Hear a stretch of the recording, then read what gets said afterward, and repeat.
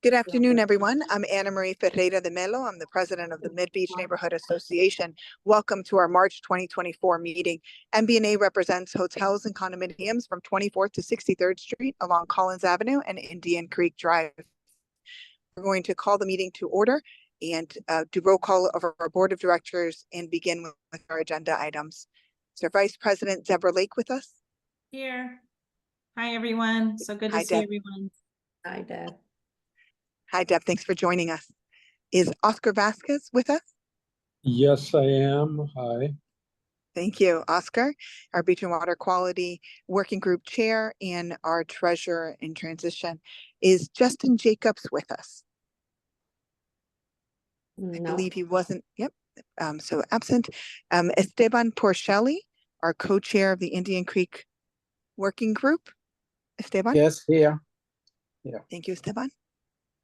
Randy Hollingworth, Indian Creek Working Group. Good evening. Good evening, Randy. And Okay. also transitioning into our Public Space Working Group Chair. Our ex officio member, Alicia Casanova.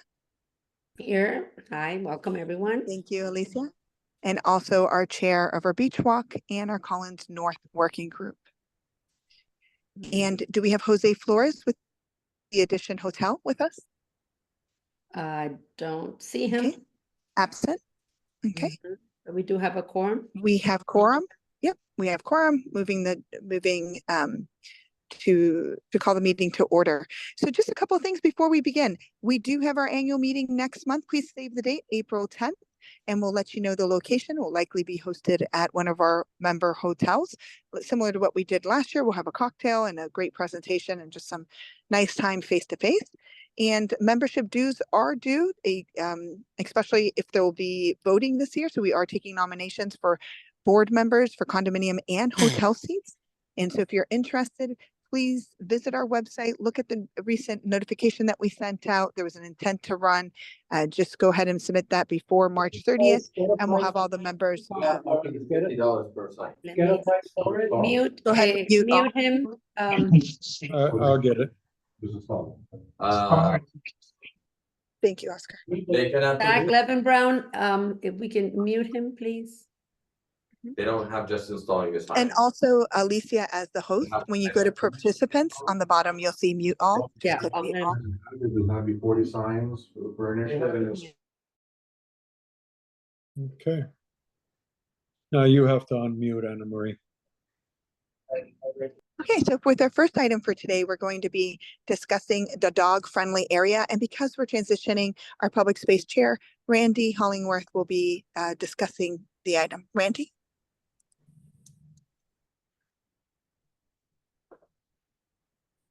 I'm here there, Randy.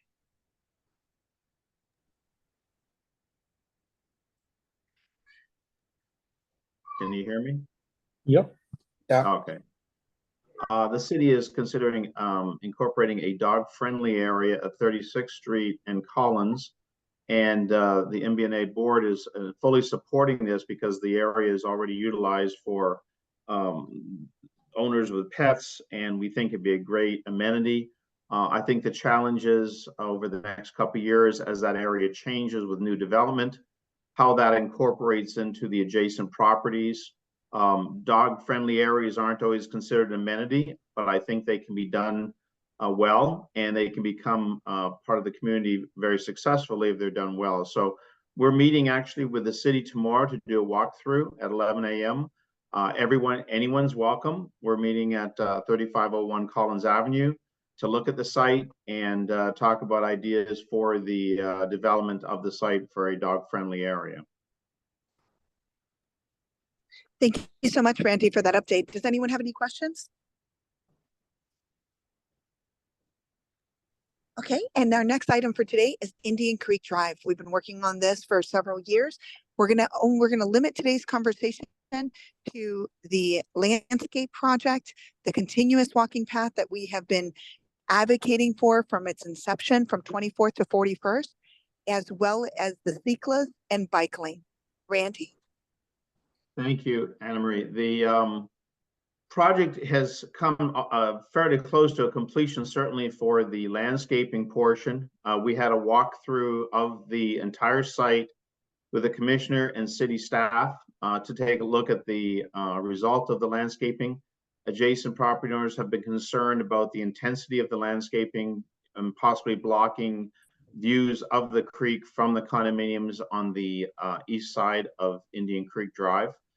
The city is also looking at actually widening the bike lane by approximately 1 foot towards the east, which they would then incorporate the small bumps into on the pavement that separate the bike lane from the actual western southbound lane of Indian Creek Drive.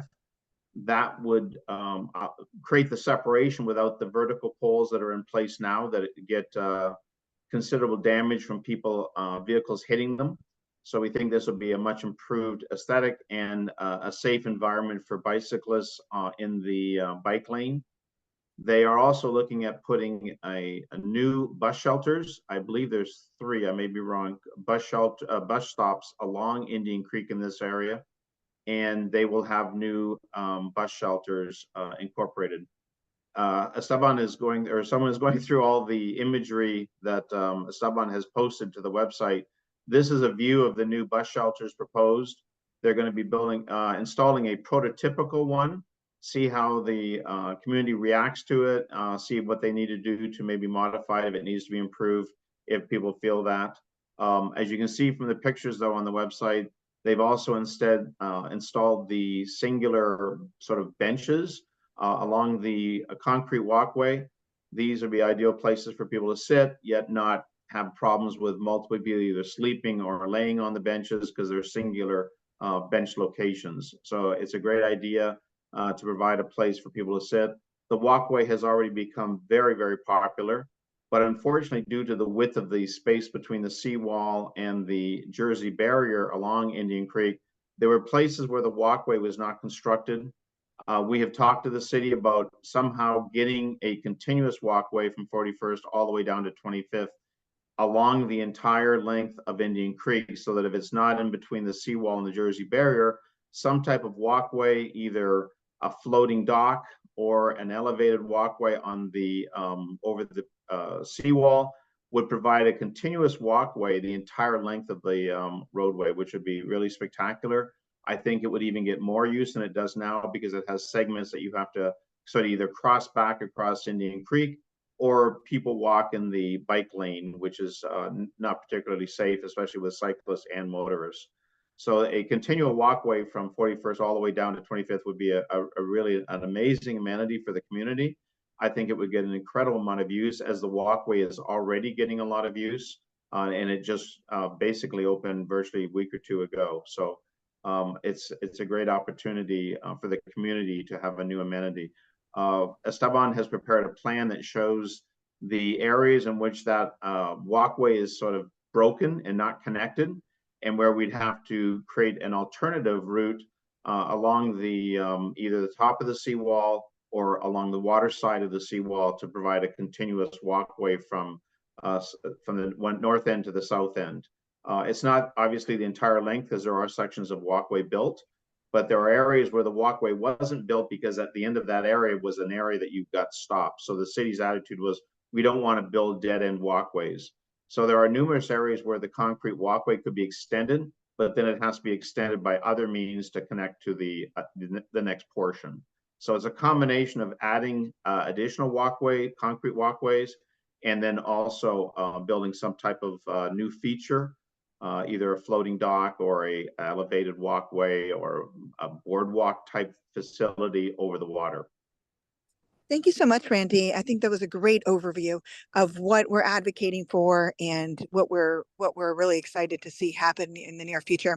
Can you just talk with or share with us and let the members know about the proposed bus or raised, or the concerns about the intersections between the bike lane and the bus stop, or the material or the treatment that was going to be used for the bus bay areas? Well, there's this concept of applying or installing these vertical posts at the entrance to the bus area, so that cyclists will be warned that they're coming into a area where there are pedestrians crossing the cycle route. As you know, the buses have to kind of stop right on the bike lane. And so there's this problem of either the bike's going around the bus or having to stop while the bus is dropping people off. So the idea is to come up with some type of system so the cyclists are warned that they're coming into a bus area, and to be careful because now you have a interface between cyclists and pedestrians, which isn't always real clear when you're on a bike and someone's jumping out of a bus, out of a doorway. As you can see here, also you can see the system used to separate the bike lane from the travel lane, which is a raised, I don't know how to describe it. It's called a zipper, Zikla, and it's different than the ones you see on the Venetian Causeway and on Michigan Avenue. It's a different system, but effectively the same idea is to separate the cars that when they come into this area, they know they're going beyond the travel lane. We've also talked about having the entire bike lane painted the very bright green color, which is permitted and encouraged on bike lanes. The problem is that FDOT does not support this on a FDOT roadway, unless, of course, the city is willing to maintain the painted surface. Yes, and we do have an update on that. So the city has, and please, the city may jump in. So 2 quick updates. There was a different site selected for the prototype. It's going to be in front of Soundscape Park for the bus stop, but we have already requested with the director to have an additional bus stop in the area because there are so many MidBeach residents and visitors sitting on the seawall or the platform, just the wall adjacent to the seawall, waiting for buses. And so they're going to request for another bus stop to be placed there, but it's not going to be one of the newer ones or the prototypes. That's going to be at Soundscape Park. And then in regards to the green, because we have them throughout the city is more than willing to send to FDOT a letter or an agreement that they will maintain it. We just need to get confirmation, formal confirmation from FDOT. And really, this street is unique. It doesn't have any conflict points where it's usually that's where FDOT will allow definitely for it to be painted green because there's not a cross through to the water. But this is a road that is narrow. It's got a bike lane, it's got a bus, it's only 2 lanes, and it winds around. So the visibility just a couple of 100 feet in front of you is very limited. And we think that the green bike lane is justifiable, and hopefully we'll be able to meet with FDOT from now to our next annual meeting in April and get a response from them and see if that negotiation can happen and we can bring that. It also would set a wonderful precedence for our bicycle network in MidBeach area.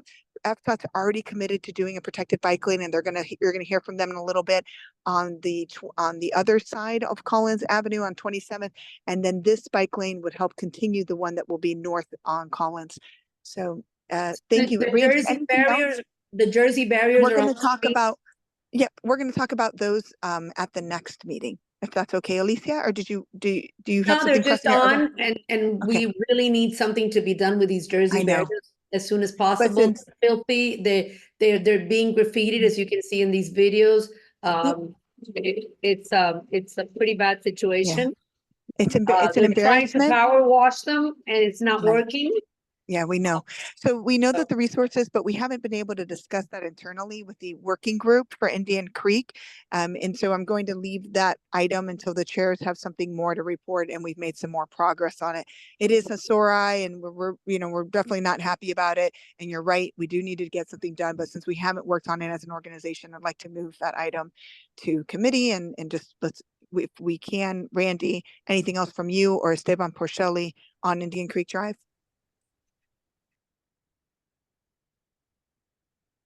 Esteban, you're muted. Esteban, unmute. Oh, yes. Okay, for the next meeting, Jersey barrier is going to be the very Yes. important. Okay. Nothing Okay, else. thank you so much, and thank you, Randy, for that update. Excellent. So is Commissioner Dominguez with us? She is. Welcome, Commissioner Dominguez. We appreciate your leadership on the beach walk, and not only with the signage, but also the pedestrian path. share with us. What are your thoughts? What's your vision, and what are you working on? Well, I'm very happy that I'm the chair of the Neighborhood Quality of Life Committee, the Public Safety Neighborhood Quality of Life Committee. There was an item at the last committee meeting, which was February the 14th, and several members of the MBNA group came to speak, and it was about having a path east of the dunes that would be for pedestrians only. It passed unanimously during our committee, and it will go to the commission next week. I have been told by the city administration that we do have some regulatory and environmental and permitting hurdles to go over, but as long as the city can prove that there's no impact to the sea turtles, we have species like the loggerhead, the green turtle, the leatherbacks, and sorry, my roommate likes to participate in Zooms. If we could show that we have no impact to the sea turtles, then we can get over those hurdles. So I will work with the city administration to see and prove that there will be no impact to the turtles.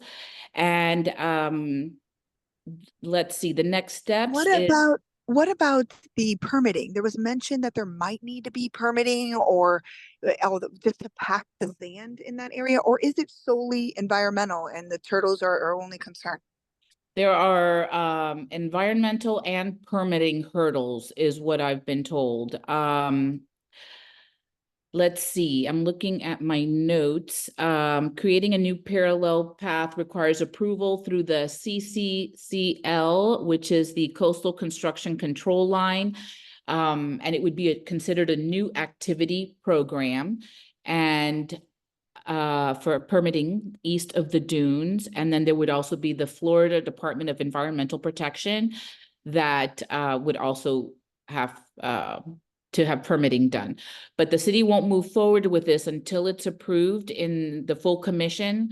So it will either be on for March 13th or April 3rd. I'll let you know which date afterwards.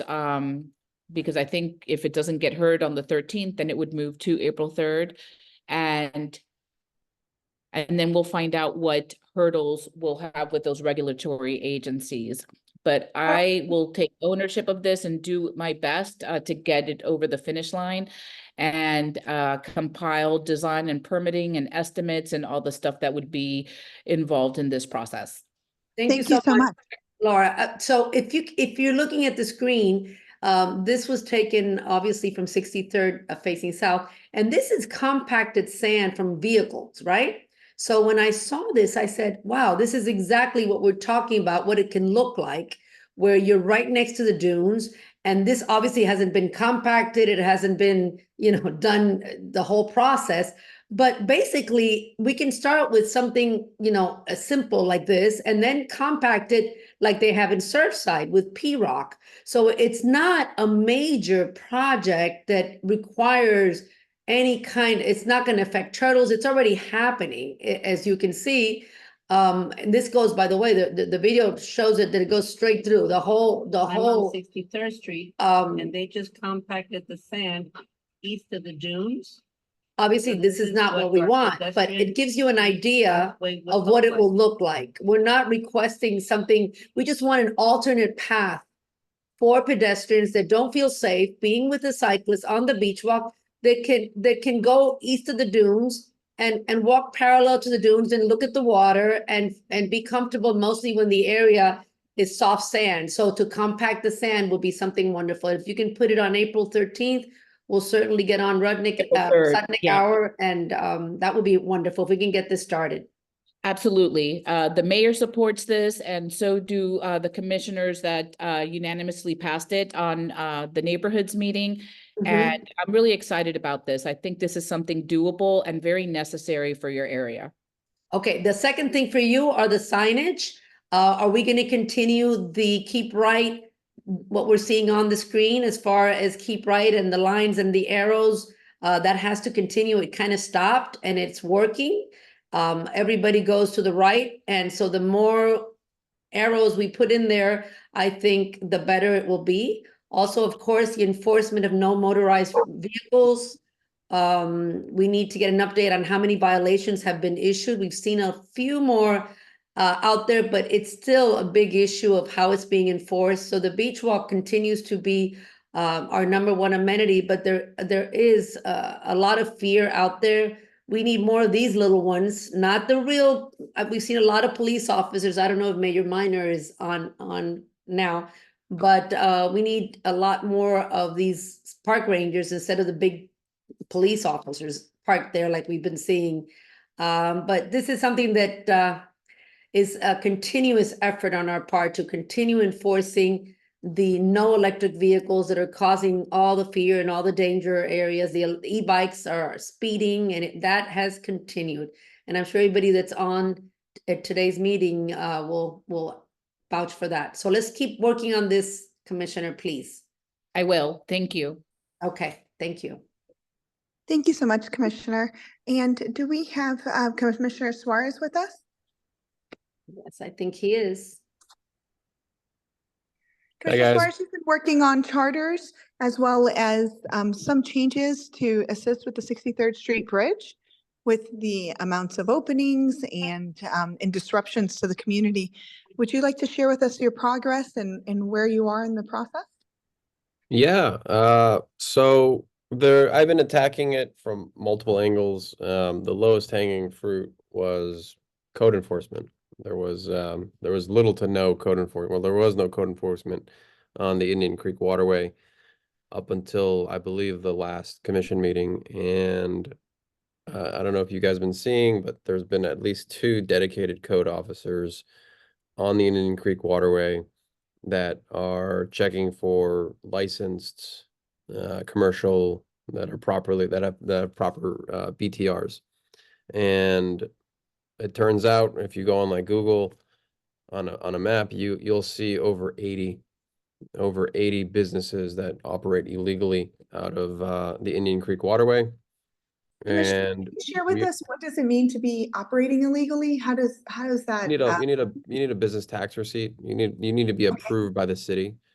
And so in order to even qualify currently for a BTR. So I apologize. In your surveillance, you see the name of the boat and you're able to say that this amount are operating illegally? Is that how it works? How do you determine who's operating illegally? Well, let me back up a little bit. So in order to even operate legally as it stands in our code, you can only operate out of a hotel that has 350 or more hotel rooms. So that only limits it to the Eden Rock and the Fontainebleau. It used to also be the Miami Beach Resort. However, that's not operational. So only 2 hotels are technically allowed to offer charters. Now, I put an amendment to I put an item to refer to the planning board that amends the code to say that only hotel guests are allowed to use the services that the hotel can provide for charters. So if you're not staying at the hotel, you can't book the charter. Okay, so that was sort of step 1 as far as my my goal in sort of reining in the chaos on the Indian Creek Waterway. The next one was the code enforcement, like I was saying before, where now you have 80 or so businesses that have popped up that operate along the Indian Creek Waterway, and they're not supposed to be. And so we're issuing BTRs. Now, what I have put in motion is... I'm sorry, just so we can, so when you say BTRs, it's business tax receipts, you're issuing this, or does that mean something else? Because you said issuing BTRs. Yeah, it's a business tax receipt. So when you're stopping them, or when they come in, and if they're part of these 2 hotels, they're able to get their BTR for only picking up hotel guests. Anyone else to operate outside of those 2 hotels would not be allowed. Correct. Okay. Along all of Indian Creek. Correct. Okay. And you had originally mentioned a 9 o'clock curfew. Is that still in play? That passed second reading on the last commission meeting. So now that we adopted a county ordinance now to assist our Marine Patrol. So if you see loud noise coming from any vessel after 9 o'clock, it shouldn't be happening. And in fact, I believe Marine Patrol now has a unit out there until 1 o'clock in the morning near the bridge to enforce the loud music law that we were able to pass. Any other update? And I see, Alicia, thank you so much for continuing to navigate through the midbeach.net website. Any other update on the bridge openings? I know that this is going to help reduce the number of times it opens. So yeah, that goes to where I'm going next. And so where I'm going next is sort of the final nail in the coffin. And what I'm going to propose is I'm going to completely shut down all charter operations, or I'd like to completely shut down all charter operations on the Indian Creek Waterway. So the two remaining businesses, I would say, look, the Indian Creek Waterway, it's not compatible for charter operations. There's no dockmaster, there's no marina, there's no fuel facilities. It's never supposed to be where it is now. And so, you know, unfortunately the collateral damage from having this as a commercial waterway causes the bridge to go up all the time. And I mean, I have a guy, I don't know if he's on the call, his name is Clive. He has a GoPro. He takes a time lapse and he sees all the boats that go by, and I have him record all the reasons the bridge goes up, and it's all charter boats. It's all party boats that go up and that cause the traffic. So that got approved by land use, and that's going to go to our commission for a 2 reading. And look, it finally, I think it's about time that the Indian Creek Waterway belongs to the residents and not unruly charter operators. So I have a question, just because MBNA is hotels and condominiums. So when you said a moment ago that only these 2 hotels can have charters, and then we are eliminating all illegal charter operations, this next step, though, that you're talking about now, that you'll propose, will eliminate charters even for those 2 hotels just these BTRs, they both have, so one BTR has 2 boats, another BTR has 8 boats. So that's a total of 10 boats. And yes, and the reason I want to make it completely clear of all charters is because it really sets up a clear pathway to enforcement. And so when you see any charter operations that are going along Indian Creek Waterway, you know, code enforcement can be out like that. They know it's not supposed to be happening, and you can enforce it. And so, look, you know, to me, you know, if the rules were this, if you open up the door, you know, you're inviting bad things to happen. And then I'm only commissioner for 4 years, maybe 8, who knows? But I'm thinking more long-term, 10, 20 years down the line, where, you know, the people who may not even be there yet, you know, they don't want to see this problem reoccur in the next 10, 15 years. So, you know, I think we've matured as a city. We're not really a party town. I don't really expect MidBeach to be considered a party neighborhood. And I certainly don't believe that should be on the waterways. So, you know, the Indian Creek Waterway, the infrastructure is not there for chartering. You know, the fact that on the sidewalks, you have to drive up on the sidewalks to drop off the people. And then, you know, if you need to get service for your boat, the service trucks park on the swale and they drive up on the side. It's really not meant for where it is today and what has become.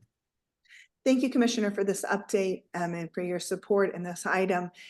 Just to respond to the comment in the chat, it possibly, Jay Goldstein, that the charter should operate out, or be better for them to operate out of Alton and Third or Hollover.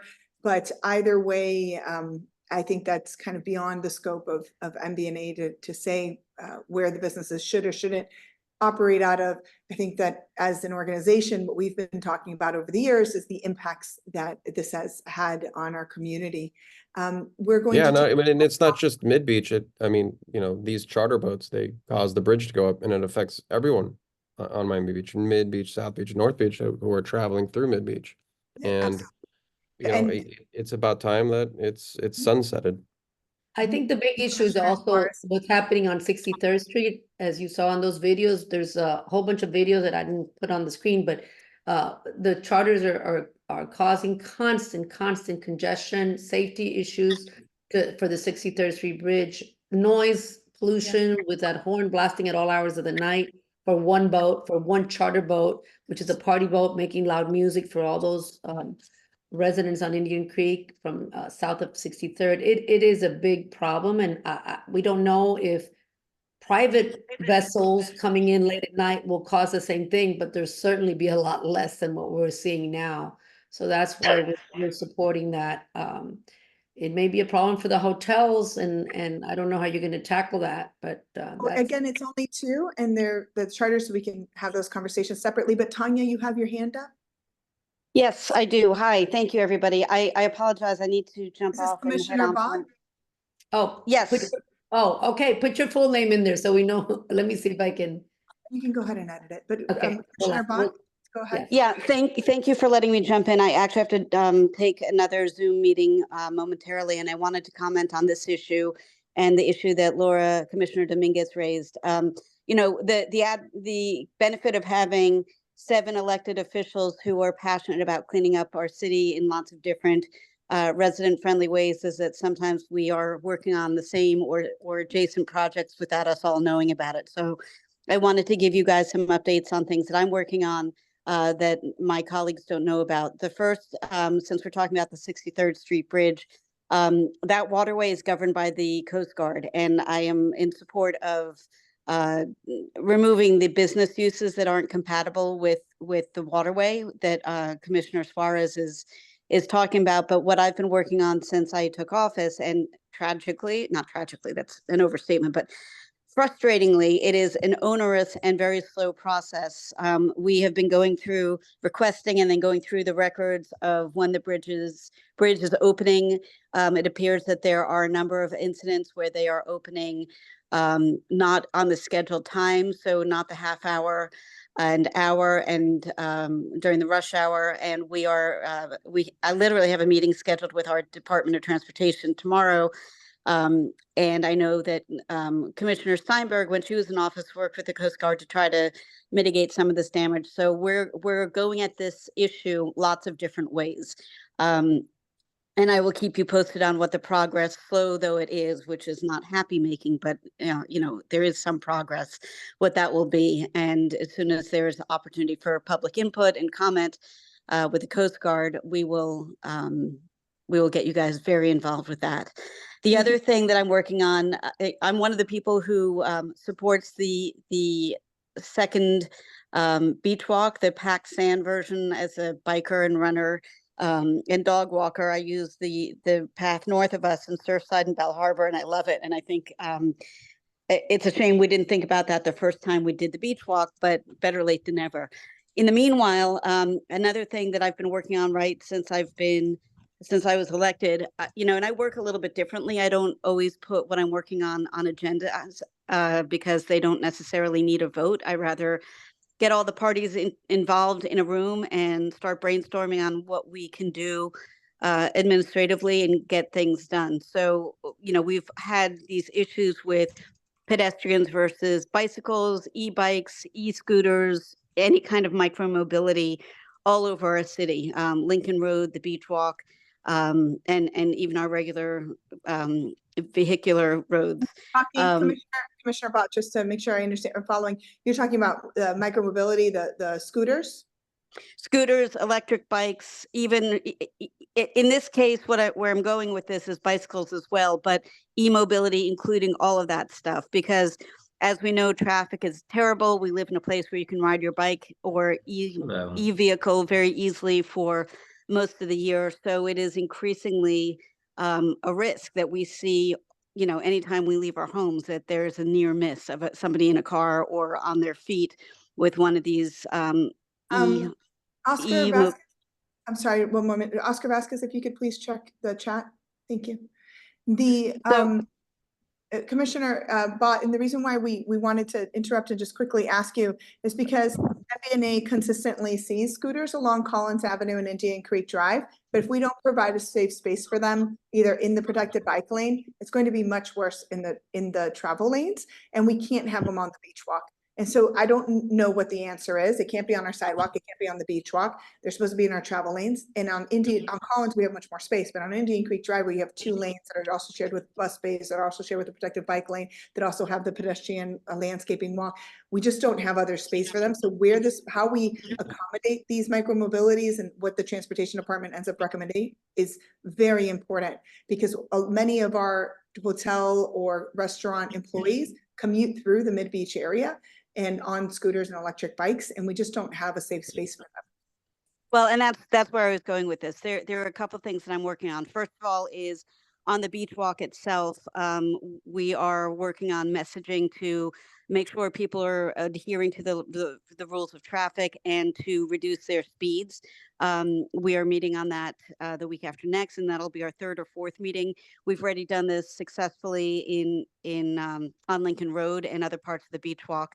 The micro mobility piece is a much bigger piece, and it is a huge problem because, as you summed up very elegantly, that is exactly the challenge. We need to think holistically as a city about where these folks can go. I know that we've got food delivery people using the beach walk with their e-mobility vehicles to circumnavigate the traffic, and because it's safer, which is great for them, but it's terrible for the rest of us. So it would be great if you could come to our May meeting, and we're going to talk about that in more detail. And if it's possible, it'd be wonderful to have you present on it.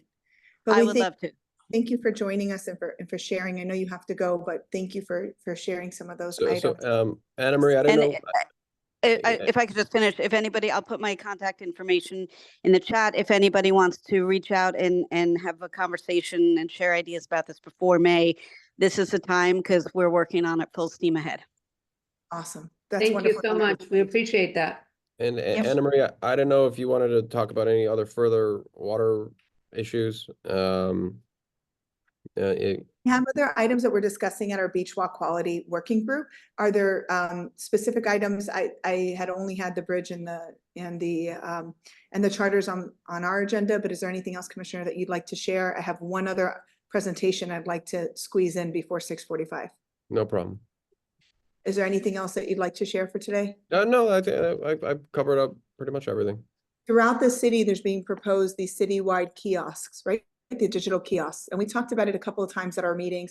We keep on promising we're going to have this presentation coming up, because it's going to be heard at the Historic Preservation Board. And there's several members that have been interested in either writing letters of support or against the item. And so today we've promised that MBNA would not take a formal stance on the position. And so we got an opportunity to hear from folks. And so they're here with us today. We also have an upcoming presentation from FDOT and a few other agenda items we want to get through. But beginning with, I believe that we have with us today, Anna Behrman.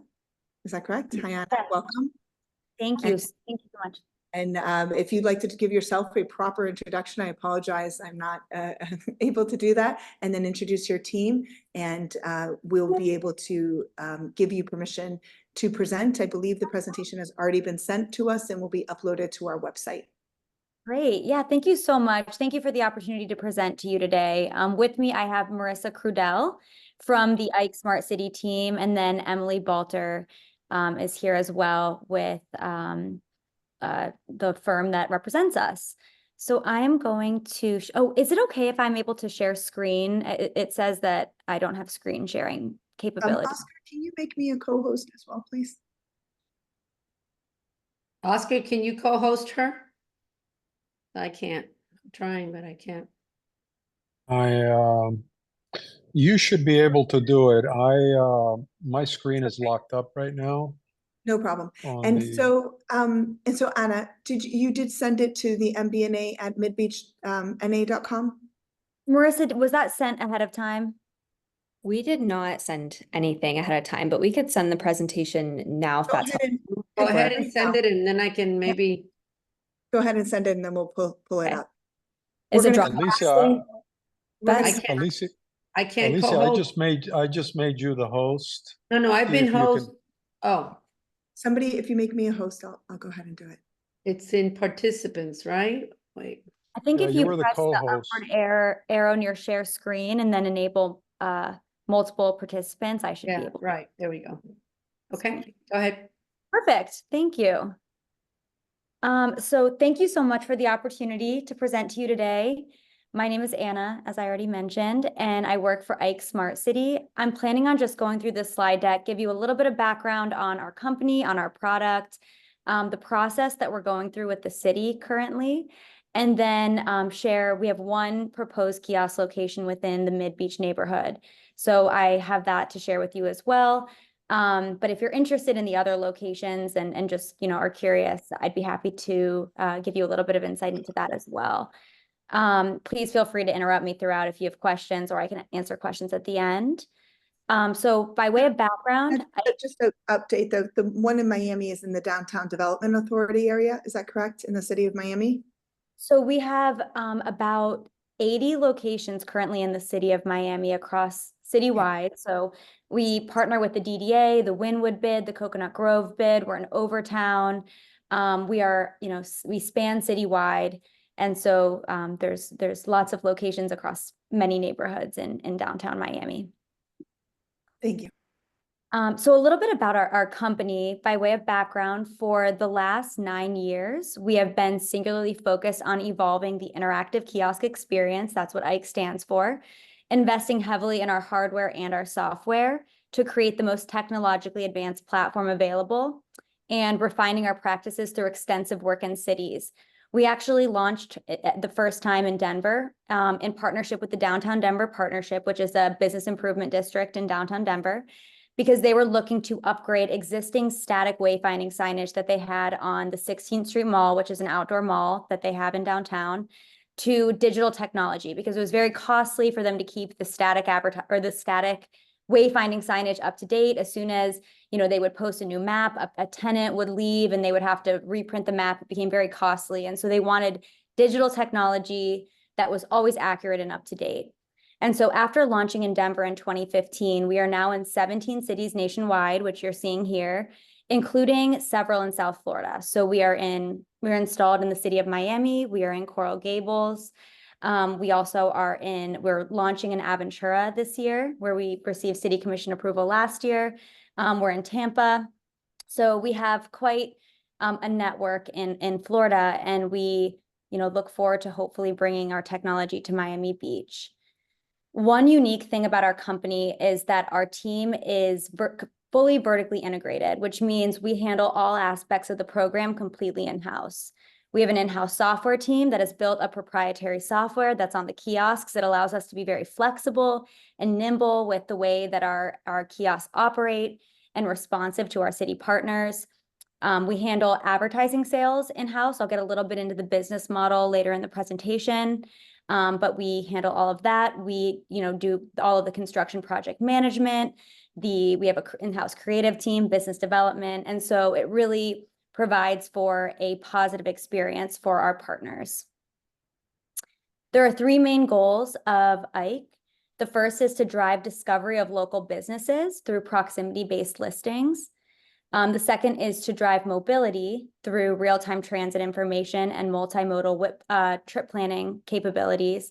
And the last is equity. We have a suite of social services applications, free Wi-Fi, things of that nature, so that people are able to, from all different walks of life, are able to access resources on the kiosks. And then here's just a comprehensive map of both where we're installed. The teal pins represent cities where we have kiosks currently installed. You can see cities like Houston, Atlanta, Miami, as I mentioned, Phoenix. And then the green pins are where we're awarded and launching this year. So San Diego, Oakland, Aventura, as I mentioned. A little bit more about our experience in South Florida. We've been installed in Coral Gables since 2019. We started with a deployment of kiosks on the Miracle Mile. And actually the kiosk usage on the mile was so significant that the city manager wanted to expand the program from just 5 kiosks on Miracle Mile to a network of 10 kiosks all throughout Coral Gables.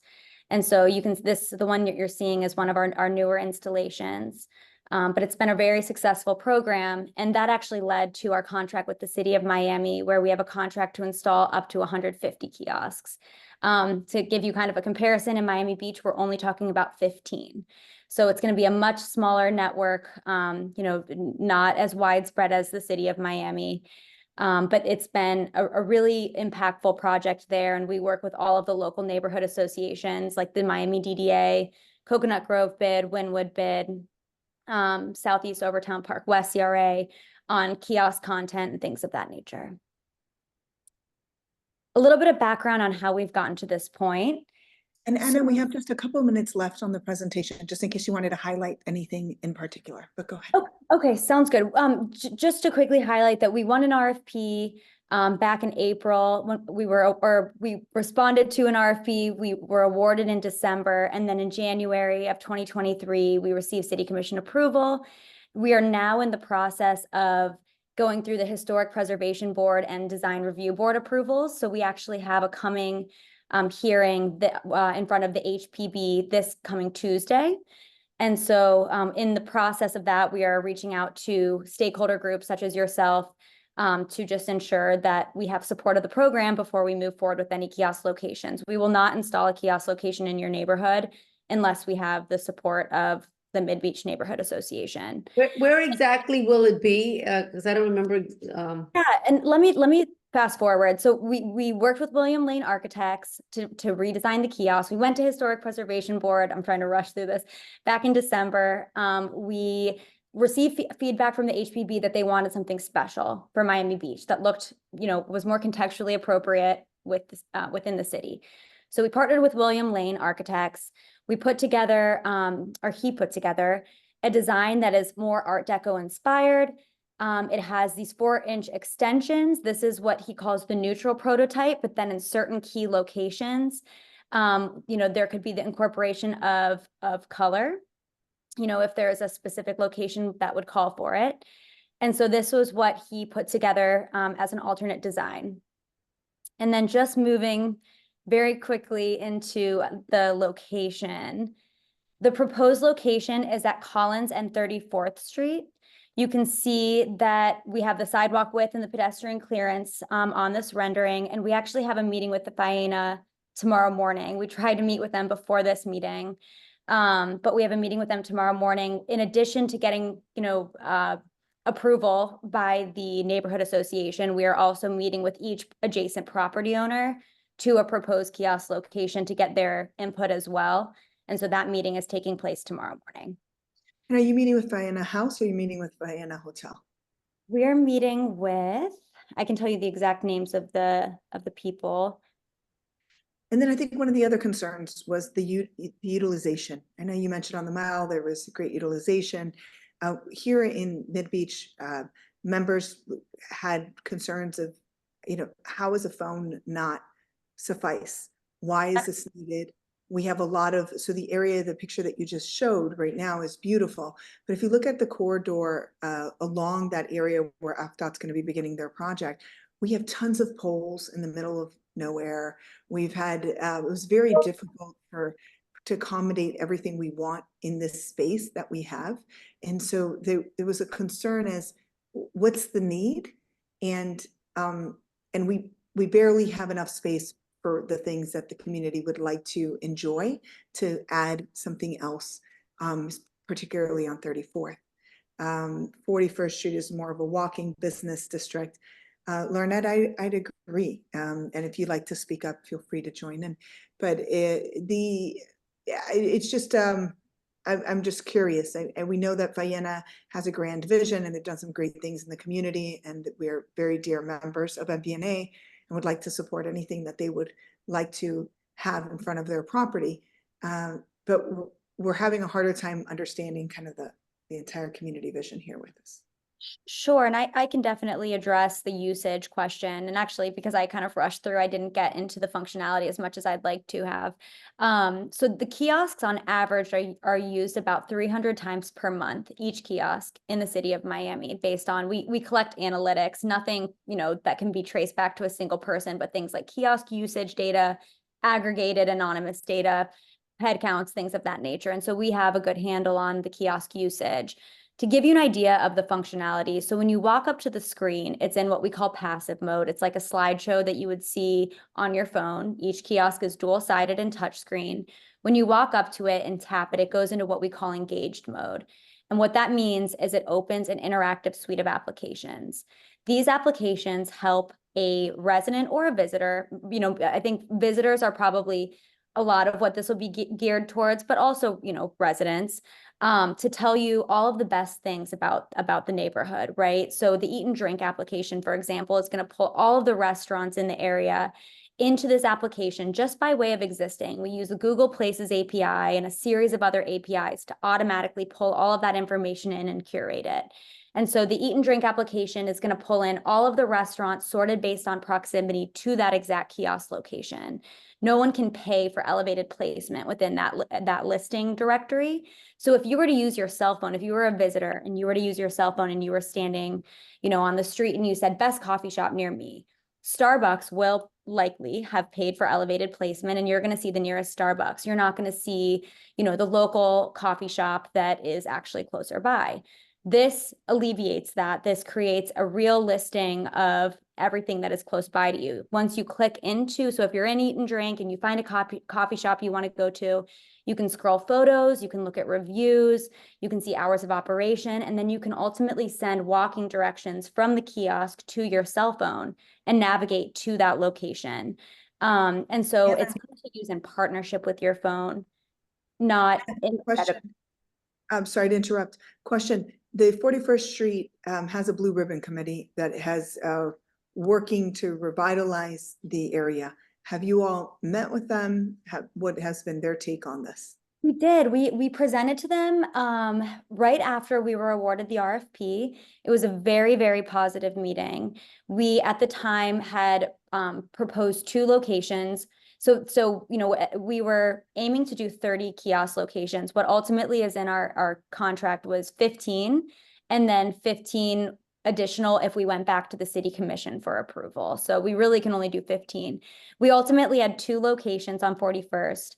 Because we were only able to install 15, we decided to proceed with one at 41st and Indian Creek. We received a lot of negative feedback to that location at the HPB meeting, and so that location was ultimately eliminated. Yeah, but it's not the most central business area. I mean, there's nothing there. The issue with this, the sidewalks are very thin on 41st Street, and there's a lot going on in the sidewalk. And then the other thing is the bus shelter program that has been approved requires that we be 250 feet away from the nearest bus shelter. And so we're very, very limited on where we can install. It's really been a driving factor in some of our location choices. And so the corner of Pine Tree and 41st has a nice little green area. We have a beautiful sunset sculpture. There's an area that's at the beginning and it's near. I know that we're hearing there's terrible visual clutter, is a sidewalk advertising billboard. We're also hearing that it's a great idea and that on 41st Street, it might really help some of our smaller businesses. And we want to bring foot traffic to that area. We're all big supporters of making 41st Street the right feel. There is a board member, Esteban Porcelli, who has shared at our executive board meetings his like for these and how the design of them and how stellar they look in other parts of the community, that he would like to see them in our area. MBNA is still taking feedback from everyone. The executive board will meet on Monday and will be present on Tuesday during your presentation. And we'll hopefully have a letter in with a position by then. So I just want to open it up to the members. Are there any comments from anyone on this item or any questions aside from those that have been very vocal in the chat? I like the idea of combining it with our bus stops, with some of our new bus stops. wish. It's two different things, right? Yeah, but there's already a screen that's coming with the bus stops, and that was one of the questions somebody else had asked, and I don't know if you've talked with the transportation department, but there was questions at the last meeting on how this would integrate with what the transportation department's already providing, and if it was needed to have both in the community, or if our new bus shelters would be able to provide a similar function. My understanding of the bus shelters is that panel is just an advertising panel, like a digital advertising panel, and is not touchscreen, and doesn't have the functionality that the interactive kiosks have to, you know, promote local businesses, display of local events. We have a photo booth camera. You know, we have a transit application that has all of the real-time transit information for arrival and departure times. So my understanding is that the bus shelter panels are just digital advertising, not touch screen.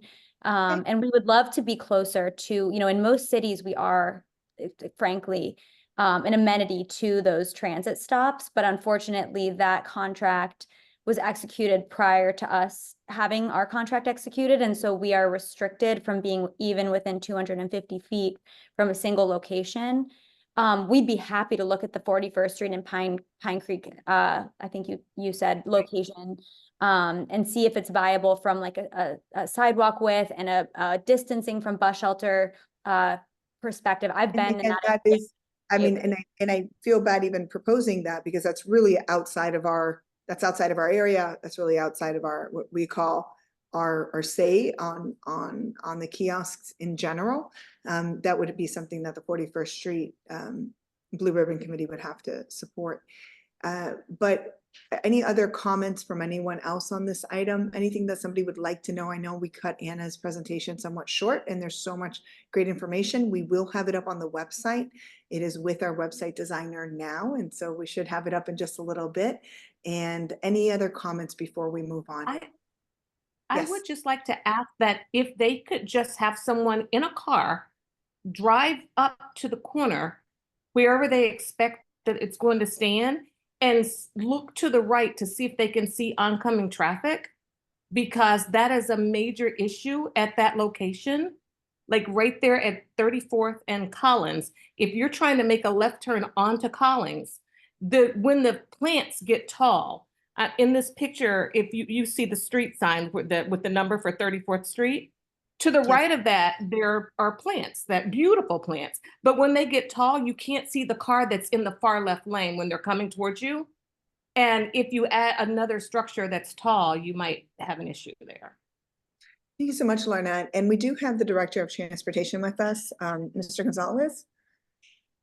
And so Mr. Gonzalez might be able to share or chime in on or actually Kevin Polito, would you be able to tell us who's responsible for keeping those trimmed on the sidewalk? Oh, no, they actually do come and trim them, because I call Faina myself personally and will say, hey, the plants are getting too tall, we can't see. And they're happy to come and trim them. They do after you know, but I'm just saying that I'm pointing out that if the plants cause an obstruction, would a sign cause an obstruction is what I'm saying. As well, yeah. That's a really good point. Any other? That we will have to comply with sightline triangle. So you'll notice we're not right up at the intersection. And the reason for that is because there are code regulations, Florida Green Book and municipal code regulations that would prevent us from being at the intersection, which would cause that sightline issue. And so that is something that for every kiosk location, we will have to comply with. Okay, thank you. Any other comments via chat or verbal? Marissa or anyone else from your team, Anna, that would like to say a few words before we close this item up? I don't think so. The only other thing I just want to mention two quick things. One, there are public safety features, an emergency call button, and security cameras that can be accessed by the local police. There's also emergency messaging that can take over the screen if there are, you know, severe weather alerts, amber alerts, active shooter warning, things of that nature. And then also we have a team that is solely dedicated to the display of artwork on the screens when they're not, you know, it's going to be an engaging mix of content. 13% goes to the city for its own, public service announcements and messaging. Some will be commercial. And then we also have a team solely focused on working with local artists to display artwork on the screens when they're not displaying that other content. And here are some examples. For example, in Wynwood, we worked with the Wynwood walls to display artwork on the kiosks. And we would do the same in Miami Beach. Okay, Thank you. we'll discuss. Thank you. Yeah, thank you so much for coming. I'm so glad you guys If you have were any questions. Yeah, thank you for having us. Thank Now, if you. you could put I think, did somebody put their contact information? Please put your contact information in the chat and we'll go ahead and disseminate that to our members. If anybody has any comments that they can send prior to Tuesday's presentation. Yes, I will do that right now. Thank you. Okay. Thank you very much. Thanks. So we just had a couple more items. Now, typically we start off the meeting and we welcome everyone and we welcome all the elected officials. And we know that we did have an aide from Mayor Minor's office with us today. Blake, is it Govan or Jovan? Govan, that's correct. Thank you. And so are you a new aide to the mayor? I am. I just started 2 weeks ago. So yes. Welcome and welcome Thank to you. MBNA meeting. And then Danny Reyes, quite a veteran, coming to MBNA meetings. He's here every month. Commissioner Eileen Higgins, District 5 of Miami-Dade County, is with us today. Danny? Hi. Hi, folks. So guess what, Danny? The next item's for you. So we have been in communication with the county about Sargassum, and because we've already seen it coming up, we don't want to wait until it's too much to handle on our beaches. We also want to make sure those vendor contracts are just right and really collecting at the best time, and we're making the best use of our tax money for to address Sargassum in the short term and in the long term in our community. I know there's a meeting coming up and we've invited you all to come again. We're hoping we'll have the right contacts for the county there as well as the city. Any updates from you or anything that we should know? And Oscar, as our Beach and Water Quality Chair, please feel free to join in. Danny? Yeah, I did tell the folks to join the last meeting, believe me. I will tell them again about the meeting on March 20th. It's on my calendar. And the Parks Department just referred me to their FAQ page on the Sargassum. I think a lot of the questions that you wrote, Oscar, are answered there, but I will tell them again and remind them that there's a meeting on the 20th and to please join. So before we go to that meeting, MBNA will go ahead and meet as an executive board and review that link. So that, could you send that direct link to us, just to make sure we have the right one? And we'll compare it to what the mayor, Mayor Calvat, last year had a town hall meeting where over 100 participants came and talked about Sargassum. And there was a very bold move in really trying to address it. And there was also a bid that went out to see how we could reuse it and how businesses could get engaged. We haven't had much follow-up and we don't really know what's been going on with that. So we'll compare and make sure that all those questions are answered. And then maybe we can come up with a new list prior to the meeting so that we can engage and kind of move things forward at that meeting. Thank you for sharing that resource. Sounds good. Oscar, anything else on the Sargassum item before we move? No, Danielle, that if we get those questions that we pose to you all on email are really critical for us right now, because last year at the time that we began to talk about it, before we knew the contract with Beachraker had been renewed, and we can't afford another year where the contract does not provide us the flexibility we need to maximize the benefits of that money. Sounds good. Thank you. I will make that a point for them. Yeah, thank you so much. Are there any other elected officials aside from Commissioner Suarez and Commissioner Bott that presented earlier, and Commissioner Dominguez that presented earlier today, that have joined us and that I might have missed? Okay, well, thank you all for being here. We do have some great legislative updates. If you're not receiving Senator Jones' update, I always enjoy receiving his update. There's also some advocacy around the bills for preservation that it seems that it passed, but and that we've been working on. You can find some more information on our website. There's only one more item before we go to the FDOT, two more quick items before we go to the FDOT, our featured presentation for today's meeting. The first one is Spring Break MidBeach impacts. And I do see here that we have Captain Madison with us. We also have Sergeant Yamoka and I think Officer Hawsey and others from the group, from our law enforcement that have been leading this, as well as the administration at the City of Miami Beach. I welcome you all to join in the conversation. Share with us how these spring break impacts, how spring break mitigation efforts are going to have a direct impact in MidBeach.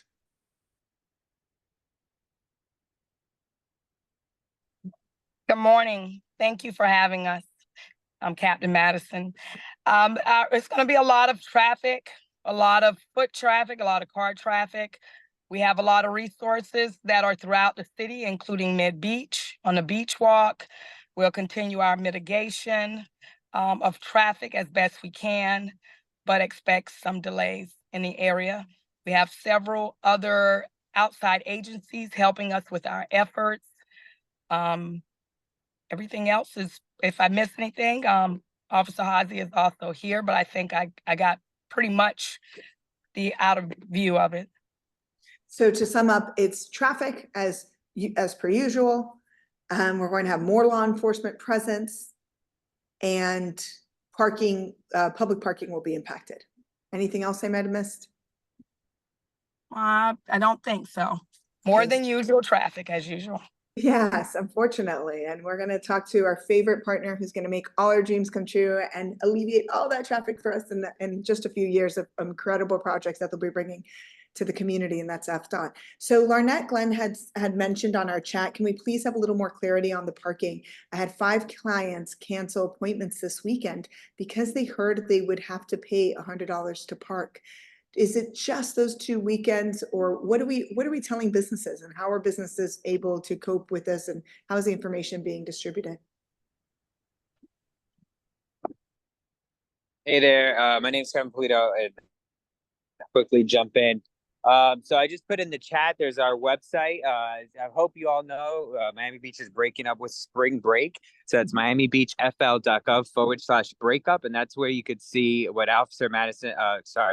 Captain Madison described in respect to the traffic impacts that are occurring, as well as the different parking impacts that are going to occur south of 42nd Street.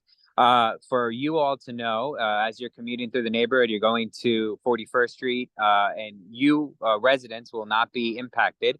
Make sure you have some form of identification that has your Miami Beach address on it, whether it's an ID, proof of bill, a lease, whatever it may be, just to prove that you're a resident.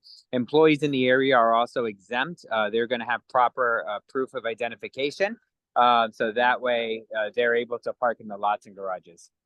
What about clients to those businesses, like individuals that come, for example, for client services? Will they have to pay, or are there passes? Will these businesses have an opportunity to provide their client a pass, or, just during this kind of crazy time? It has been, unfortunately, at this time, there's no exceptions really to that.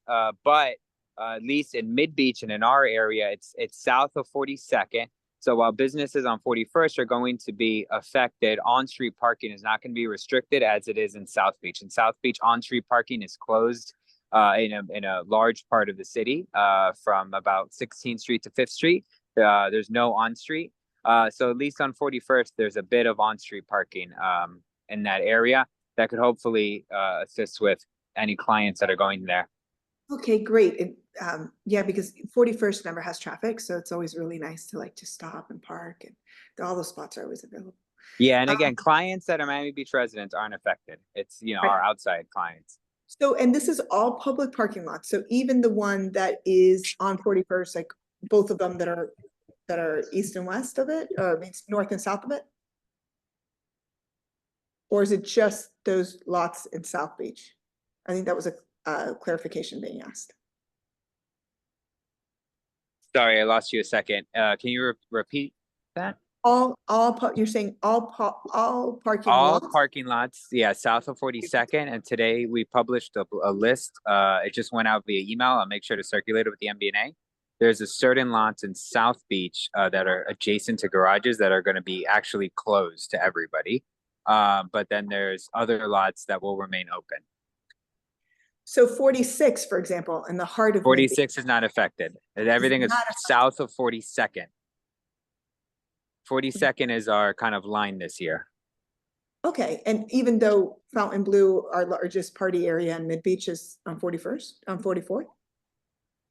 Yeah, I mean, at this time, the direction, we're going south of 42nd Street because that is the last garage in the area.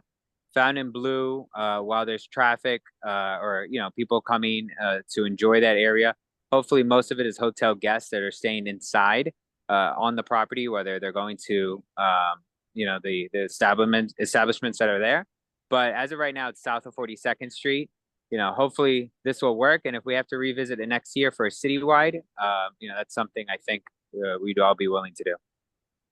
Yeah, I think there's concerns in the chat, and that's been discussed among members of the chaos that we're anticipating already with this high impact weekends coming, and that cutoff in the potential impact to MidBeach. Any other comments or questions before we move on? The last item then for today will be Miami Beach Drive. Before we get to Collins Avenue. No, it's Miami Beach Drive, and then we'll go to FDOT. So Miami Beach Drive, Alicia, could you please share the screen on Miami Beach Drive? Just want to quickly mention this promenade is a shorter promenade. It has now gone to finance and was approved to go back to commission. It's a budget line item. We did question the amount because we think that for feasibility study, we could do it for a lot less. They said that there will be money left over. We're a little bit skeptical. We think some of the remediation, we greatly appreciate the city pressure hosing and doing some upkeep, but we just don't know if it's the best use of our tax dollars. And we'd like to see a master plan. We'd like to see things change drastically for this area, and it's adjacent to the Beachwalk. It would be an amazing amenity. You can find it on our webpage. You can see the historical. You can also see, if you scroll down, Alicia, the memo from Commissioner Fernandez from February on it. And then these are some of the short, mid, and long-term suggestions that our Director of Public Works, Director Gomez, has provided to us. And we're working collaboratively and consistently to try to make this kind of a dream come true in MBNA in the MidBeach area. And it's going to not only repair and remove all trip hazards, but really make it an area where we can gather and enjoy our MidBeach community. So thank you so much, Alicia, for sharing. Are there any comments or questions on this item? Okay, great. So Melissa Rodriguez, we thank you for sharing your presentation with us. Alicia, I know it's been forwarded over. Is it up on the website, or would you like for them to share it? No, it's not up on the website yet. Let them share it. I'll share a screen with them. And then Alicia, you're the co-chair for this, you're the chair for this working group. Yeah. Please introduce your guest and the item, and then we'll adjourn in about 17 minutes. Thank you. So we have been anxiously waiting for this presentation from Michelle. It's regarding the construction project that's about to start. It was supposed to have started in February, so I know there's a delay, but hopefully we'll get an update and try to really understand where it's starting and where it's ending, because there's a lot of confusion with that. So Melissa, I think I've got I'm sharing your screen, so you're able to do the presentation here on. If you have it ready to go ahead and start presenting and let us know what we're facing. Okay, so good evening, everyone. I want to make sure everybody can see my screen here. I'm going to put it on full screen mode. So as Alicia said, my name is Melissa Rodriguez. I'm going to be the community outreach specialist for this project. Specifically, this is along Collins Avenue. It's the roadway and lighting projects. So FDOT is committed to ensuring the state's infrastructure serves the residents, the businesses, and the visitors to meet the current needs. So as part of this project, you'll see how that really touches on community and safety, particularly with the bicycle lane that we'll be putting in. So I'm going to go ahead and introduce the project team. We have two members on the team on the call today. We have Ivan Hay, which is our resident, our FDOT North Dade resident engineer. I have John Garcia on the line. He is our FDOT Assistant North Resident Engineer. If you'd like to say hello, John. Hello. We also have Yes, sorry. Oh, there he goes. Go ahead, Melissa. The construction senior project manager for this is going to be Colin Johnson. We've got the CEI project administrator on the line today as well. His name is Andres Diaz. We've also got the senior project engineer, Brandon Baggett, on the line as well. And again, myself, Melissa Rodriguez, will be the senior construction community outreach specialist. Melissa, if possible, could your team introduce themselves? I think we saw John a moment ago, but I didn't see the others. Sure, absolutely. If you guys want to go ahead. Yeah, so again, I'm John Garcia. I'm the assistant resident engineer for the North Dade Construction Office for FDOT. Hi, good evening, everyone. My name is Andres Diaz, and I'm the project administrator for this project, and I'll be running the project. Good evening, guys. I'm Brandon Baggett. I'm the senior project engineer. I'll be on the project as well. Okay, and for those members that are community members that we have no idea what that means, if you could share with us what role you'll play on the project and how Melissa's going to be our point person in the community. And so anything we have or any questions we have, we'll filter through her. Is that correct?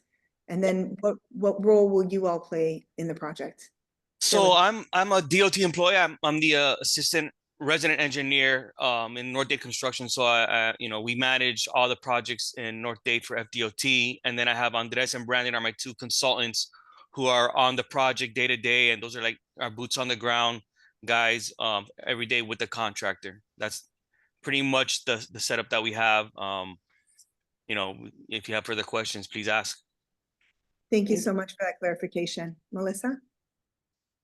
Okay, so we will get into the project overview. I know we mentioned the location. There's been some confusion. So we've got two maps here on the screen.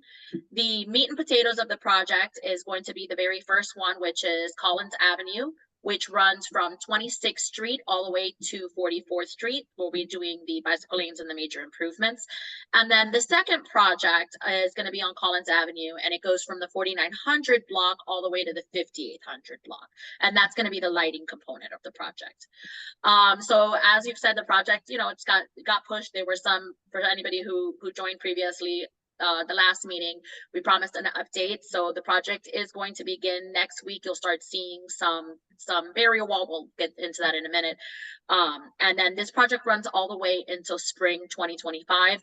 It obviously doesn't reflect any, unforeseen circumstances like weather, hurricane, anything like that. And then the total project cost is going to be $6.1 million.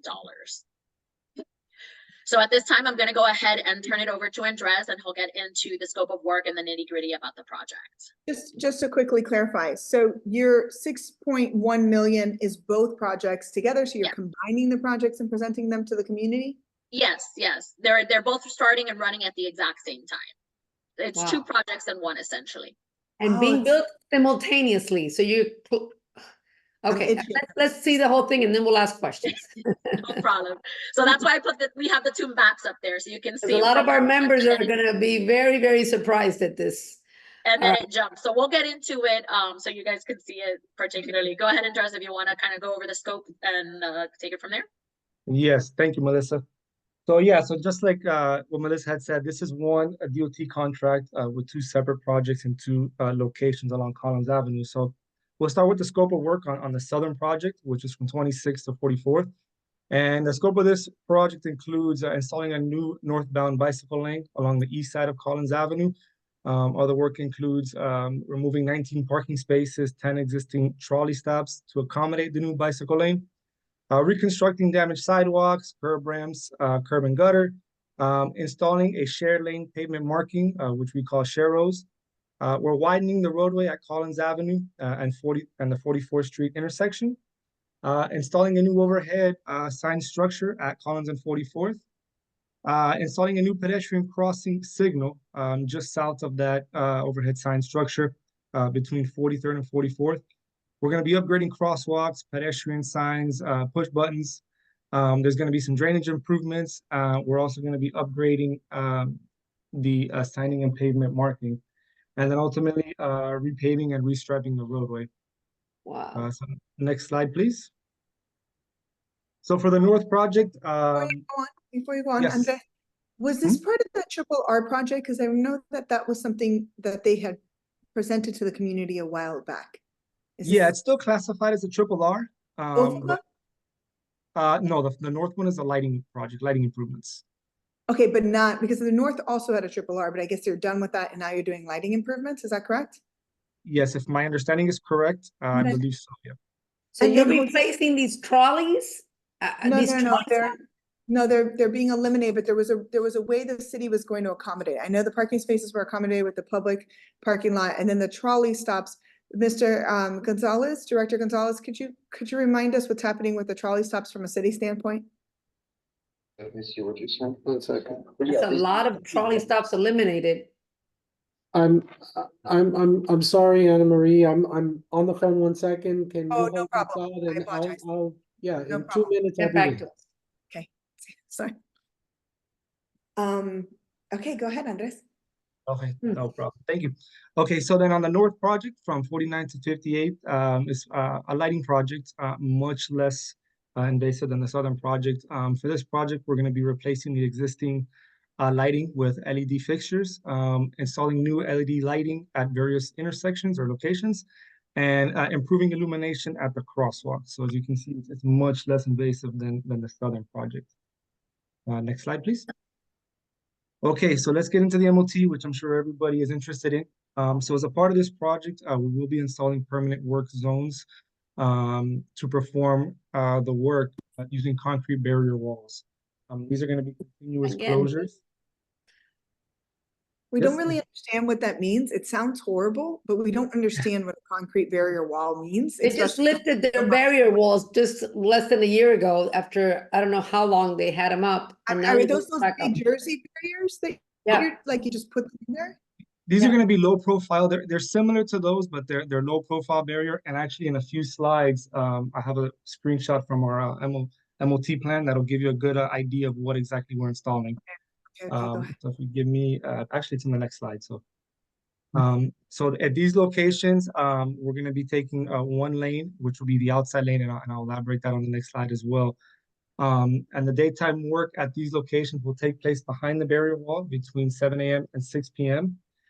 It is just wanted to note that as a part of this contract, no work will take place Friday nights. Along with the continuous closures, we also do have temporary lane closures that will be utilized as needed. This will be utilized during non-peak hours only, and those hours are 10 a.m. to 2 p.m. weekdays, and then 9 p.m. to 5:30 a.m. Sunday through Thursday nights. And that, like the 2 p.m. there, does that mean you're out of there by 2 p.m.? Because sometimes we see 2 p.m., but then we see everybody kind of picking up, and then it goes into 3, and now the traffic is an hour and a half to get through the area. Yes, and that's a good point. Yeah, we've made it very clear to the contractor what our expectation is, and we are not going to budge on that. And by 10 a.m. to 2 p.m., that means that they cannot start closing lanes until 10 a.m., and they have to have the last drum lifted by 2 p.m. Should that not happen, we have measures that we can utilize in the contract to penalize them. But we made it very clear. So what we get at MBNA, we get a lot of videos from folks at 201, and they're taking videos of very active work and nobody picking anything up. Who do we send those to? Melissa? Who are we sending those to? Because we usually bombard Kevin, but I think he's kind of over getting these angry messages from everybody at the beach. So we were wondering who do we send them to? Me, I would be the person to send to, because if they're for any reason out there at 210, 201, to whatever, I have the direct contact to the team. I call them and saying, hey, the contractor is, they're not off the road, they need to be.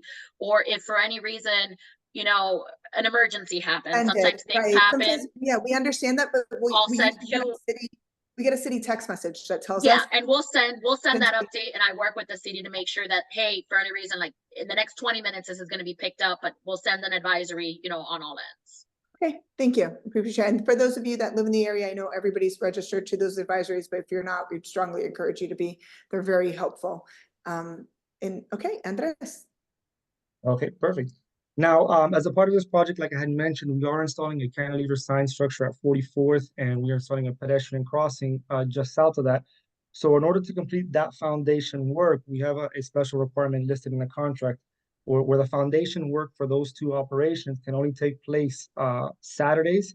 And for those operations, one lane will be closed between 6 a.m. and 6 p.m. Okay, next slide. Okay, so here, as we move on, the picture to your right, you can see this is a typical section, which is shown in the plans. And onto the image to the left of that, you can see the two lanes that will be remained open, and then you can see what we call low profile barrier. It's similar to the Jersey barrier, but it's lower, more commonly used for areas that we have sight distance issues. So that's the barrier that we're going to be installing. If that answers your question. It gives you an idea of the barrier that we're going to be installing. It doesn't because I don't know how to interpret these drawings. Oh, okay. But I mean, technically it's hard, like next time, maybe for us as community members, it's like really nice to see, a real picture. Or it's just hard for us. We get sometimes these things and then we make decisions as a group, and we don't really know what we're making decisions on. We just don't have that technical expertise like you all do. But you're starting at 27th and 30th, which was really important to everyone. And then your next slide. Yeah, so here, the next slide here. So I wanted to go into a little bit of the scope of work in phase 1 of the operation. So phase 1 is divided into phase 1A and phase 1B. 1A consists of work along the east side of Collins, and this will require the continuous closures, which is where we will be installing the low profile barrier at 12 different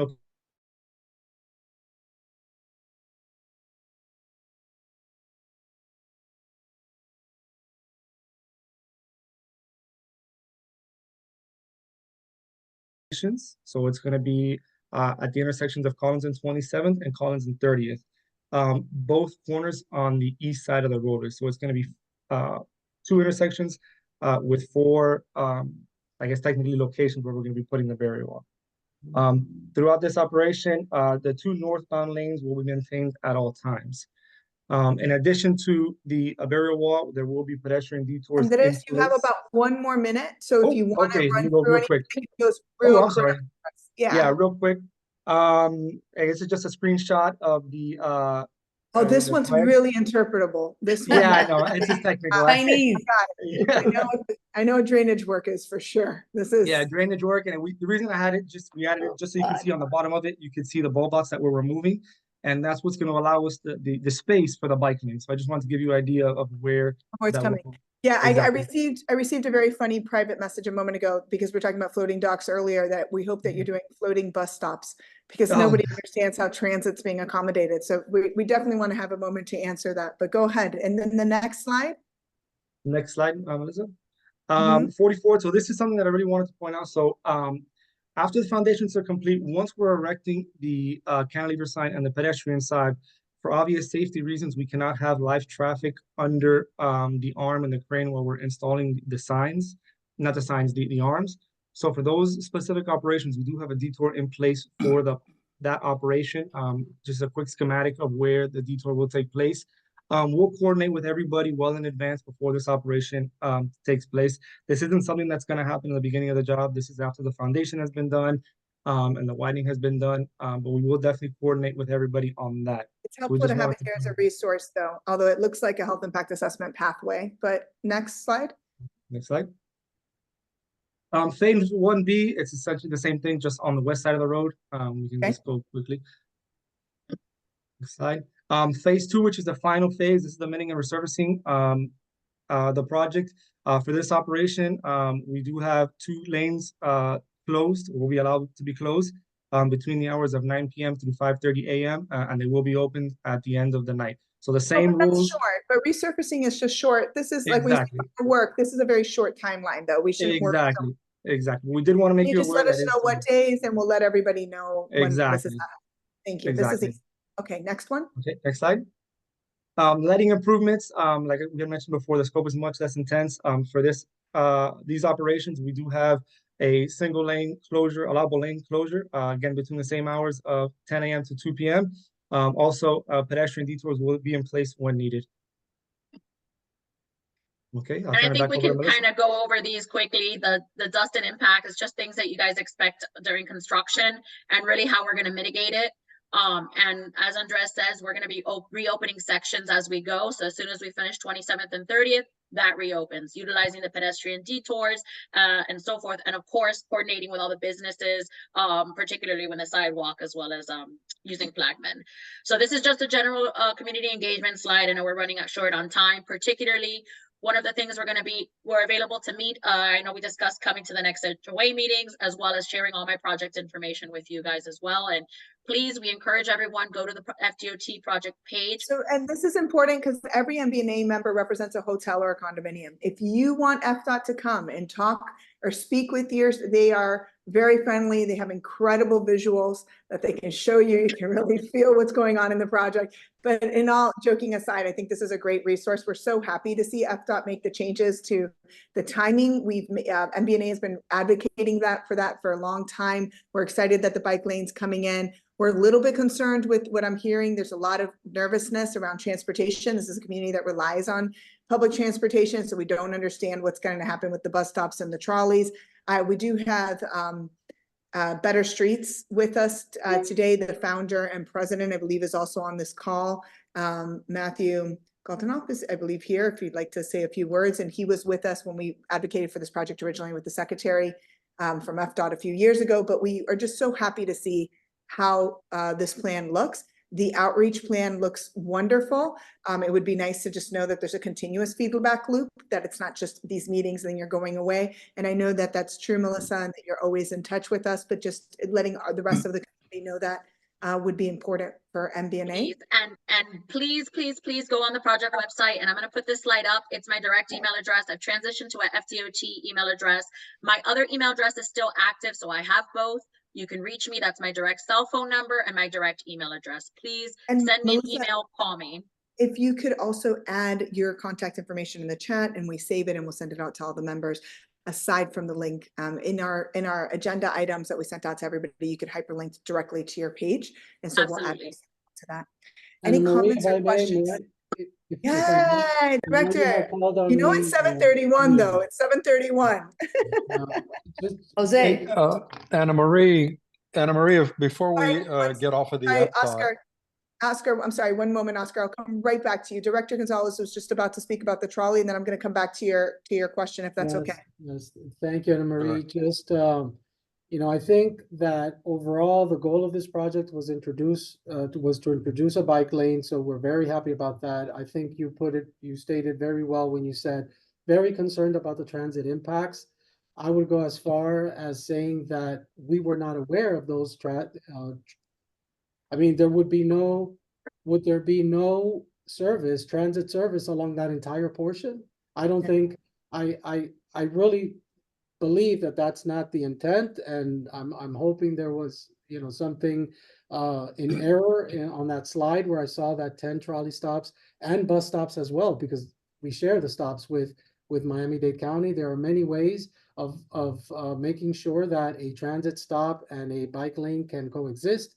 And we're really looking forward to talking to FDOT about this issue. Yeah. And I also believe that Josiel, before he left, Jose had set up some solutions, potential solutions, because this was something we spoke with when we were on site. I remember that was something. Oscar, you had a question. Was it about the trolley stops? If not, I'm going to take Matthew, then come back to you. No, it was back to the FDOT project. Okay, I'll come right back to you in a moment. Matthew? Feel free to. Sorry, trying to unmute myself. Can you hear me now? We can. Okay. Thank you, Anna Marie, and of course, as always, thanks for running a great meeting. Regarding the trolley stops, so I serve on the county's Bicycle Pedestrian Advisory Committee, and a few months ago, this project was briefly shown by the FDOT consultant who goes over all the projects countywide. And again, it was a brief view that we got of the project, but it didn't look like that they were eliminating stops. It almost looked like the bike lane was ending at each stop, bus stop that is, and then was continuing afterwards. So I would encourage you to reach out to Melissa and see if she can get a hold of the plans, which are 100% at this point. Because I'd be very surprised if they're going to be removing all of the, or even any of the bus stops through the corridor. And Matthew, when was that presented to BPAC?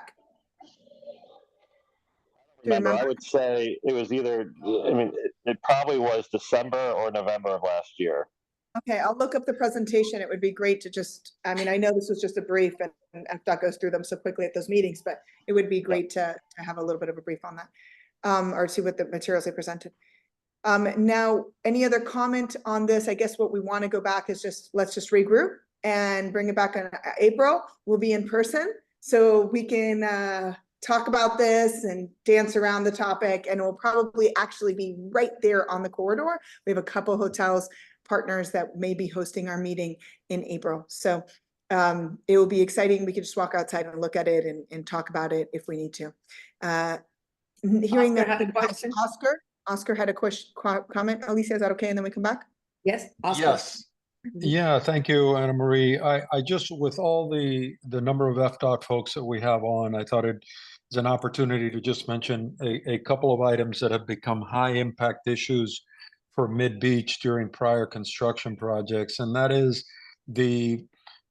on high impact weekends when we know that there's going to be a lot of unusual activity in the area. We have failed to remove Jersey barriers and things that would alleviate the traffic extensively. Like coming up, we have the polo match, we have the equestrian match, and 4th of July weekend and things like that. And there needs to be some consideration, in my opinion, for those weekends where we can make some minor adjustments that bring traffic back to as much as normal for those high impact weekends. And then on another sore spot for MidBeach is utility markings. In our website, you can see what happens after each of these projects, where either the existing sidewalks and or the newly laid sidewalks are just destroyed with utility markings. And in many cases, they're not with washable paint. And the city has to come out and pressure clean the area to just get it back to what looks like a halfway decent sidewalk. And we really would like some extra attention in those two areas as we move along this project that's starting up here in the next few days. Thank you, Oscar. Both of those items are so important. And I just saw another one coming in on staging. So I guess those three items. One, again, is the high impact weekend. You mentioned that you all are doing a great job in eliminating, really reducing the amount of time that you're going to have to close a lane. But what about leaving equipment on the street or blocking things and not kind of letting the traffic flow in its normal form? Is it really reduced to those bulb outs around those mini Jersey barriers, or will this bleed into the road and will we have impacts on those high impact weekends? No, all equipment will need to be staged within those the low profile barrier locations. And because it's limited to behind the barriers, they will not be able to, they will only bring the equipment and the material that they need for that specific operation. And that's true for both projects, just because we're speaking in general terms. That's also true for the lighting project, 48 to 50 something. Yeah, for the northern project, the lighting project, there really won't be any material staged because it's a lighting project. So, when we're installing the new light poles, they'll just bring the light pole that day they're installing it. When they're removing the ones that they need to, they'll remove it and take it off the job the same day. Okay. And then the other question was utility markings. We know that there's state statute that protects or really dictates what kind of paint is used. And of course, it's hard for us because it stays in our community forever. We feel is FDOT just being more conscious, or with your contractors, we're just wondering, is there any kind of effort to try to mitigate some of the negative impacts of those markings in the community? Well, the contractors typically only mark the areas that they absolutely need to, and typically they mark before we dig. And for our project, in a lot of the areas that they are going to be marked is because we are doing underground work. But I have heard that before, and that's something that that we can talk internally after. Maybe get back to you on that one. Here's one thing that happens a lot, and I kind of saw it in your presentation, is the person doing the road work marks for the road work, and then they come with lighting, and then after a new sidewalk has been laid, then they mark up that sidewalk again for the lighting piece. Mhm. And at the end of the day, and you can see some in our website, it becomes a hodgepodge of markings that have no rhyme or reason that remain there for years. Yeah, because it's supposed to wash off, but it doesn't. And especially not. Where is the staging being planned? Staging plays a huge role in obstruction of traffic, in moving equipment, and you say, okay, only one lane is going to be closed, but when you're moving equipment long distances, it becomes a big problem. What is the plan for where you're putting all the equipment and where you're going to stage this project? Hi, Alicia. So the contractor right now has been approved for a staging area within a FDOT right of way right there on 112, State Road 112, and right near the Alton Road. If you're heading northbound on Alton Road and you're gonna go westbound 112, there's a green area there. So that's the contractor staging area. Okay, so you're telling us here in a recorded meeting that you're going to be moving equipment down 41st Street from Alton? Are you talking about where the Miami Beach welcome sign is? So every time you move equipment, it's going to go down 41st all the way to Collins? Like a mile? Is that what we're hearing? That's the DOT right of way that we have, and that's where they requested to stage. We don't control where the contractor stages. They request it, and then when we have right of way, we grant it based on the right of way that we have. That doesn't make And sense. we've made a lot of. Right? I think that FDOT's made a lot of progress, but that's one area you could still improve. We don't have right of way to stage no, because it would be a cost. It would be a cost to the contractor or to negotiate terms with the city. You're providing a benefit to the city by redoing this road. Yes, the contractor is open to stage. I mean, to make whatever other 46. There's a massive space in 46. Massive. Yeah, my understanding is that that's the city right of way, and at this point they're not providing that staging area to the contractor. Okay, so we'll work with the city or speak to the city on this. Jose, we have no problem with that. We have no this? problem with the contractor staging there. If it's the city's right away, if they're okay with it, we have no problem with it. We don't say, hey, contractor, don't stage there. We have our right of way, and we say, hey, this is where they requested to stage, and we provide it. We can't imagine 41st Street being blocked as bad as it is now. And being blocked for moving equipment. I mean, Jose, do you know anything about this as far as where they could stage? Any other options that are closer to the project? I mean, it's more convenient for the contractor and obviously a savings. You also have 26th Street. You have 26th Street too. Yeah, we're together with FDOT on this, as well as the elimination of transit stop. Yeah, elimination of trolleys is unacceptable, and staging on Alton and going down 41st is unacceptable. It's hard to say that something's unacceptable when we understand that's if I had a home on the beach, 10 blocks away, or do I have to rent something on the beach? I'd probably stay 10 blocks away, right?